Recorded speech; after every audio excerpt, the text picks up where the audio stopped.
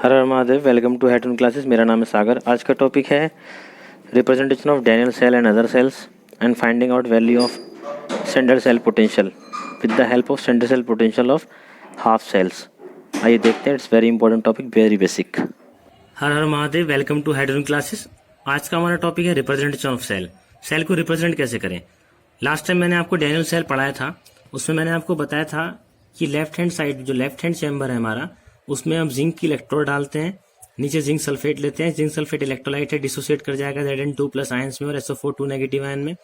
Right hand chamber में हम लेते हैं कॉपर इलेक्ट्रोड और नीचे लेते हैं copper sulphate. Copper sulphate dissociate कर जाएगा कॉपर 2+ सल्फेट आयन में। तो होता क्या, जिंक इज मोर रिएक्टिव होने की वजह से जिंक डिसॉल्व होता है, Zn2+ की मात्रा यहाँ बढ़ती है।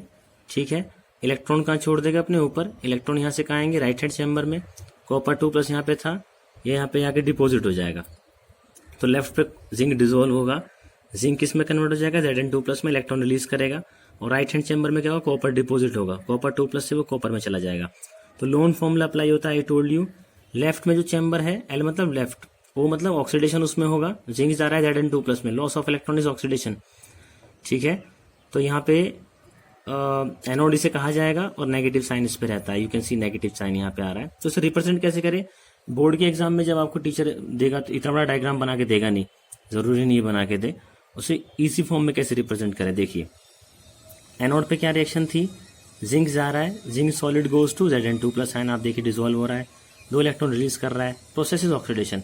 तो इस पूरे चैम्बर को ऐसे ना बना के मैंने कैसे लिख दिया, इस फॉर्म में मैंने लिख दिया ऐसे। दूसरा आप देखिए कैथोड पे क्या हो रहा है, कॉपर 2+ डिपोजिट हो रहा है इलेक्ट्रॉन लेने के बाद। तो copper 2+ getting 2 electron, copper solid बन के यहाँ डिपोजिट हो रहा है, यू कैन सी। तो ये प्रोसेस क्या हो गया, रिडक्शन हो गया।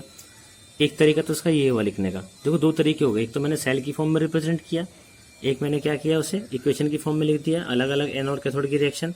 एक तरीका इसका हो रहा है, ये देखिए मैंने सिंगल इक्वेशन लिखी, zinc copper 2+ forward arrow, zinc 2+ copper, ये आपका डिस्प्लेसमेंट रिएक्शन आप देखते हैं। कॉपर 2+ कहाँ है, कॉपर सल्फेट से।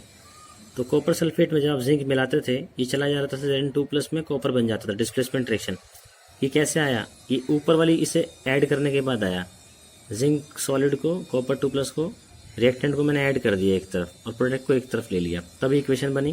तो यू कैन सी, देखो अब भी यही हो रहा है। जिंक किस में जा रहा है, Zn2+ में, लॉस ऑफ 2 इलेक्ट्रॉन, ऑक्सीडेशन हुआ ना।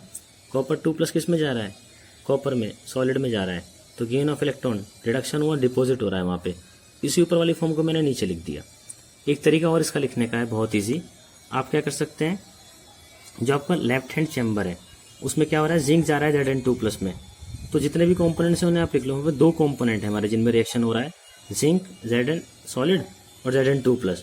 तो देखिए क्या हो रहा है, मैंने क्या किया, मैंने लिखा जिंक सॉलिड मैंने लिखा, एक मैंने वर्टिकल लाइन डाल दी, फिर मैंने Zn2+ लिखा, एक्वस लिखा 1 मोलर। यहाँ एक खास बात हो रहा है, मैंने कंसंट्रेशन में रिप्रेजेंट किया, 1 मोलर इलेक्ट्रोलाइट लिया था वो भी लिखा।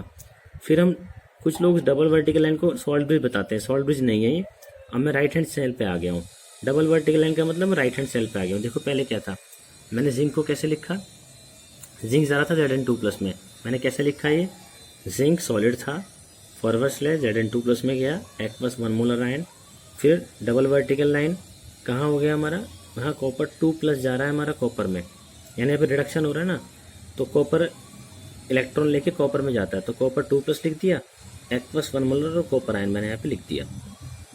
एक बात और बता दूँ, कई लोग सोचते हैं कि जिंक पहले लिखा हुआ है, जिंक पहले लिखा हुआ है तो जिंक जा रहा है Zn2+ में, इससे समझेंगे, नहीं ऐसा कुछ नहीं है। लेफ्ट हैंड साइड पे अगर जो मैंने रिएक्शन लिख दिया है, यानी उसका ऑक्सीडेशन ही हो रहा है, आप देख लीजिए। भले ही मैंने यहाँ Zn2+ पहले लिख दिया, जिंक मैंने बाद में लिख दिया, इसका मतलब ये मत समझ लेना कि Zn2+ अब जिंक में जा रहा है, काम वही हो रहा है, अभी जिंक ही Zn2+ में जाएगा। लेफ्ट हैंड वाले का ऑक्सीडेशन होता है, remember, oxidation loss of electron है, तो Zn2+ थोड़ी इलेक्ट्रॉन लॉस करेगा, इलेक्ट्रॉन तो जिंक ही लूज करेगा।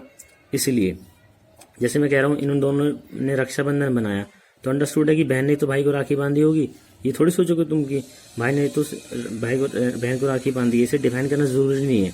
तो जो बच्चा जानता है ऑक्सीडेशन का मतलब लॉस ऑफ इलेक्ट्रॉन है, तो चाहे मैं जिंक 2+ को पहले लिख दूं, चाहे जिंक को पहले लिख दूं, हो तो रहा है ऑक्सीडेशन ही, और ऑक्सीडेशन तो जिंक का ही होगा, Zn2+ का थोड़ी होगा, वो तो ऑलरेडी इलेक्ट्रॉन दे चुका है। तो इसका मतलब यही है कि जिंक ही जा रहा है Zn2+ में। यहाँ पे देखिए कॉपर 2+ जा रहा है कॉपर में, ठीक है। इसे ऐसे भी लिखा जा सकता है और ऐसे भी। कॉपर तो आगे पीछे लिखने से कोई फर्क नहीं पड़ता। मेन बात क्या है, अगर राइट में लिख दिया तो रिडक्शन हो रहा है उसका, लेफ्ट हैंड साइड पे लिख दिया तो ऑक्सीडेशन हो रहा है। लॉन्ग फॉर्म में अप्लाई था। तो हम आप ध्यान से देखिए, यू कैन सी, आप यहाँ से देखते रहिए कि हम एक ही सेल को कई तरीके से रिप्रेजेंट कर सकते हैं। देखिए पहले मैंने इसे डायग्राम की फॉर्म में किया, फिर एनोड कैथोड रिएक्शन की फॉर्म में किया, फिर मैंने इसे सिंगल इक्वेशन की फॉर्म में रिप्रेजेंट कर दिया, फिर मैंने वर्टिकल लाइंस की हेल्प से इसे रिप्रेजेंट कर दिया। तीनों तरीके से एग्जाम में लिखने को आ सकता है।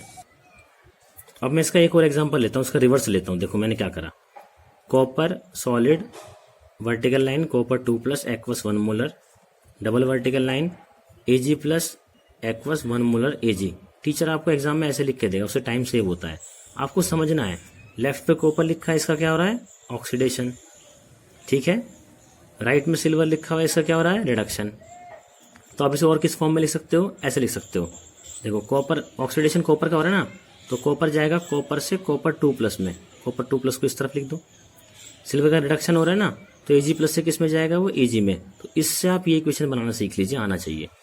तो यहाँ पे क्या हो रहा है, कॉपर जा रहा है कॉपर 2+ में, loss of 2 electron oxidation. Silver किस में जा रहा है, सिल्वर 1+ से जा रहा है यहाँ पे, सिल्वर में गेन ऑफ इलेक्ट्रॉन, रिडक्शन हो गया, लेकिन 1 इलेक्ट्रॉन का हो रहा है। बैलेंसिंग हम बाद में कर सकते हैं। फिर इससे क्या बना सकता हूँ, ये बना सकता हूँ, अलग अलग करके लिख सकता हूँ। देखिए एनोड कॉपर कहाँ जा रहा है, कॉपर 2+ में, लॉस ऑफ इलेक्ट्रॉन ऑक्सीडेशन। उसी बात को ऐसे लिख लिया। मैंने बैलेंस करने के लिए 2Ag कर दिया। कॉपर जब 2 इलेक्ट्रॉन दे रहा है, 1 Ag तो 1 इलेक्ट्रॉन लेता है, तो मैंने 2 से मल्टीप्लाई कर दिया। तो 2 Ag+ 2 इलेक्ट्रॉन लेगा और Ag बन के सॉलिड बन के रिप्रेजेंट मतलब डिपॉजिट हो जाएगा, ये रिडक्शन हो गया। और लास्ट में मैं इसे सेल की फॉर्म में भी रिप्रेजेंट कर सकता हूँ। यहाँ मैंने उल्टा लिया है। डैनियल सेल में तो मैंने डायग्राम से चला था, मैं इस इक्वेशन की तरफ ले गया था। अब मैं इस इक्वेशन से आपको उल्टा करना सिखा रहा हूँ, कैसे बना सकते हो आप। तो देखो हुआ क्या, लेफ्ट पे क्या लिया होगा, कॉपर इलेक्ट्रोड लिया होगा, साफ दिखाई दे रहा है ऊपर। नीचे क्या लिया हमने, copper 2+ aqueous. Right hand chamber में क्या लिया होगा, सिल्वर मेटल ऊपर लिया होगा, नीचे क्या लिया होगा, Ag+ लिया होगा। तो मैं इस तरह से भी रिप्रेजेंट इसे कर सकता हूँ। आइए अब देखते हैं फायदा इसका ये है कि सेल पोटेंशियल निकालने के लिए एग्जाम में आपको आएगा पक्का 100% न्यूमेरिकल आएगा, लिख के ले लो। तो क्या है, cell the potential difference between the 2 electrodes of a galvanic cell is called the cell potential. Galvanic cell के 2 इलेक्ट्रोड के बीच में जो पोटेंशियल डिफरेंस है वो सेल पोटेंशियल है। And it is measured in volts by using formula. जैसे volt में major करते हैं ये फॉर्मूला यूज करके। जैसे ई सेल का पोटेंशियल क्या होगा, ई राइट माइनस ई लेफ्ट। राइट पे क्या था हमारा, जिस चैम्बर में रिडक्शन हो रहा था। लेफ्ट में क्या था, जिसमें ऑक्सीडेशन हो रहा था। राइट वाले को कैथोड बोलते हैं, लेफ्ट वाले को एनोड बोलते हैं। तो इस तरह से अच्छा। And for standard cell potential हम नोट लगा देंगे, ये 0 नहीं होता, नोट होता है। This is for the representation of standard cell potential. तो आइए देखते हैं स्टैंडर्ड सेल पोटेंशियल निकालते कैसे हैं। तो फॉर्मूला मैंने आपको बताया क्या रहेगा, ई राइट माइनस ई लेफ्ट, ई राइट माइनस ई लेफ्ट। राइट पे क्या था, कैथोड, यानी क्या कर सकते हैं, ई नोट कैथोड माइनस ई नोट एनोड भी लिख सकते हैं इसी चीज को। कैथोड पे क्या होता है, रिडक्शन, तो हम लिख सकते हैं ई नोट रिडक्शन माइनस ई नोट ऑक्सीडेशन। तो एक ही चीज को मैं कई तरीके से लिख सकता हूँ। तो ई नोट सेल बराबर होता है ई नोट राइट माइनस ई नोट लेफ्ट। अब आप देखिए इसका क्वेश्चन, देखिए एग्जाम में आपको कैसे आ सकता है। क्वेश्चन देखिए यहाँ पे, क्वेश्चन है find out the standard cell potential of the following cell. इन सेल के आप स्टैंडर्ड सेल पोटेंशियल निकालिए। तो पहला है Zn solid, Zn2+ for vertical line, copper 2+ copper. आप समझ गए। लेफ्ट में लिखा है जिंक इलेक्ट्रोड, यानी इसका क्या हो रहा है, इसका ऑक्सीडेशन। राइट में लिखा है कॉपर इलेक्ट्रोड, यानी क्या हो रहा है, इसका रिडक्शन। तो फॉर्मूला क्या था, ई रिडक्शन माइनस ई ऑक्सीडेशन, यानी कॉपर की पोटेंशियल में से आप जिंक की पोटेंशियल माइनस करोगे स्टैंडर्ड वाली, वो आपके एग्जाम में गिवन होगी। देखो ई नॉट Zn2+ जिंक के लिए दी हुई है 0.76 और ई नॉट कॉपर 2+ कॉपर के लिए है 0.34। ये पोटेंशियल गिवन है। तो आप जानते हैं आंसर कैसे बनेगा, ई नॉट सेल बराबर ई नॉट राइट में क्या था, कॉपर, यानी ई नॉट कॉपर 2+ से copper minus E not left में क्या था, Zn2+ से जिंक था ना। तो दोनों की पोटेंशियल पुट करके 1.1 वोल्ट यहाँ पे आंसर निकल के आ जाता है। दूसरी खास बात, एक सेल दिया हमें यहाँ पे कॉपर, ये क्या था, कॉपर से कॉपर 2+ कहाँ है, लेफ्ट हैंड साइड में, Ag प्लस से Ag कहाँ है हमारा, राइट हैंड साइड में, इजंट इट। तो इसका क्या हो रहा है, Ag का रिडक्शन, कॉपर क्या हो रहा है, ऑक्सीडेशन। तो फॉर्मूला क्या है, E0 reduction minus E0 oxidation. तो हम क्या करेंगे, E0 सेल कैसे आएगा, E0 silver, potential of silver minus E0 potential of copper. तो सिल्वर और कॉपर की पोटेंशियल हमें गिवन होगी, कॉपर की है 0.34, सिल्वर की है 0.80। ये वैल्यू पुट करके जो पोटेंशियल आ जाएगी सेल की वो आ जाएगी 0.46। आपके मन में ये आ रहा होगा सर ये तो बात ठीक है कि ई राइट माइनस ई लेफ्ट करके यानी ई रिडक्शन माइनस ई ऑक्सीडेशन करके हम E0 सेल तो निकाल लेंगे, हमें वैल्यू गिवन भी होगी, पर उनके पास वैल्यू कहाँ से आई, ये E0 of copper 0.34, E0 of silver 0.80 कहाँ से आई, ये आई स्टैंडर्ड हाइड्रोजन इलेक्ट्रोड की हेल्प से, शी की हेल्प से। वही हमारा नेक्स्ट क्लास में टॉपिक रहने वाला है कि E0 वैल्यू आई कैसे।